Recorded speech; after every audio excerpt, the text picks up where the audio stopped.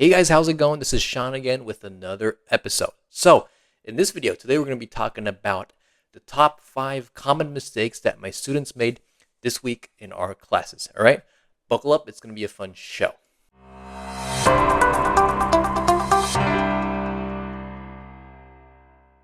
So, FYI, this week was presentation week for all my students, and I talked about Shogatsu New Year's culture to them because that's Japanese. And I had all my students from around the world teach me about their cultures, seasonal events that they have in their countries. So, and we made a lot of mistakes because it's presentation week and people make mistakes when they present. So I'm going to talk about the good mistakes that they made, and I picked 5. All right, so let's go. So the first word is tokucho, which means characteristics. And this wasn't a word that people. It wasn't a most common mistake word. If you will. It was a word that simply not a lot of people knew. So they would try to explain to me about their culture and their, like what it looks like, what kind of, when do they do it? They didn't know how to explain to me. And I told them, I had to tell them, if you want to explain something to the other person in Japanese, you can say tokucho wa, like, is the person tall? Does the person wear glasses? Are they short? Do they have dark hair? It's all tokucho, right? 髪の毛が長い。メガネをかけてる。身長が高い。身長が低い。これ全部特徴です。大丈夫? And another one we got, guys, this is so cute. Almost 90% of my students make this mistake every time. And I thought I had to mention this in this video. So I'm going to say it, right? So it's, all of you know the word kawaii, cute, right? When you want to say scary, the word for scary is kawaii. But for some reason, they mix kawaii and kowai. So they say, instead of saying, kore kowai, they say, kawaii. It's like, kawaii, kawaii. No, guys, it's really cute. I love it. But kawaii is with 2 E's. Kawaii, right? Kowai is 1 E. So kawaii. Kawaii, kawaii. It's a short E, right? Makes sense? So do not mix this up, all right? All right, so let's move on to number 3, our third word, okay? This is a really great one that a lot of people make a mistake, and I thought it was worth putting in this video. So let me ask you one question. So this student was showing a lot of pictures in one slide, and he also wanted to say, also, you can see photos here too. So how do you say that in Japanese? Also, you can see pictures here. Comment below if you know the answer, guys, all right?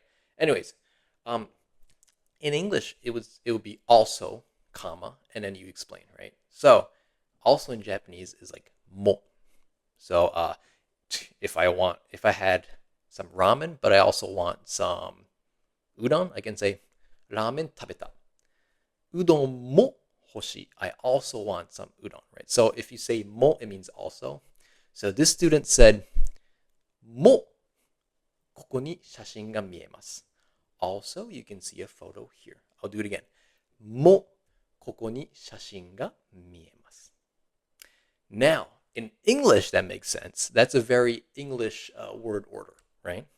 In Japanese, you don't just say also at the beginning. You connect it in the middle of the sentence, right? So you can say ここにも写真が見えます。Not も ここに写真が見えます. You have to put the mo at the end of the thing. So instead of at the first part, you put it in the middle. Got it? Moving on to number 4. One of my students from Europe, he's from Portugal. He said he wanted to tell me, in Portugal, we have whatever for breakfast. And he said, well, I think it was bread and coffee or something, right? And he was saying, ポルトガルに朝ごはんはパンとコーヒーです。ポルトガルに朝ごはんはパンとコーヒーです。However, so the correct way to do it is ポルトガルでは、ポルトガルでは. In Portugal, in something, you can say では. If you use the particle ni, like he did, he said ポルトガルに, it means you're offering something. For example, I'm going to give my wife some money, right, for her to go shopping. 奥さんにお金をあげる, right? This is, if you say ni, it means you're going to offer something, or put something somewhere. You're doing some kind of action towards that thing, right? But if you want to say in a country or in somewhere, something では。So, ポルトガルでは朝ごはんはパンとコーヒーです。That will be the correct way to use it, all right? So the last one I wanted to talk about is the word petro. It's actually, it happens more with my European slash also Australian students as well. But they call it the stuff that you put in your car for it to function. Gasoline, we call it gasoline. They call it petro, right? And in Japanese, they would say things like, "Oh, 最近ペトロが高い," or like "petrol station." Gas is getting expensive.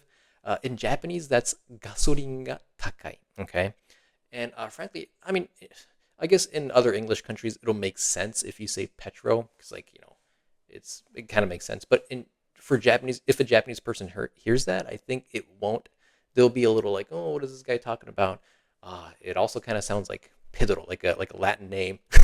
So that's a joke. But anyways, we should say gasoline in Japan, and also it's not a petro station. So in North America, it'd be gas station. In Japan, it's also not gas station. It's gas. They call it a stand. Gasoline stando. And guys, don't ask me why. It's okay if you think it's weird. I don't know why. Maybe because people are waiting for me there standing. I don't know. But we call it gasoline stando. If you make it short, you can say gasosta, the place where you put gas. All right? Great, guys. So I hope this video made sense. And these were 5 common mistakes that I saw with my students during presentation week. So if you have any questions about Japanese, just drop a comment below and I can answer them for you. All right? I'll talk to you in our next video. Bye-bye.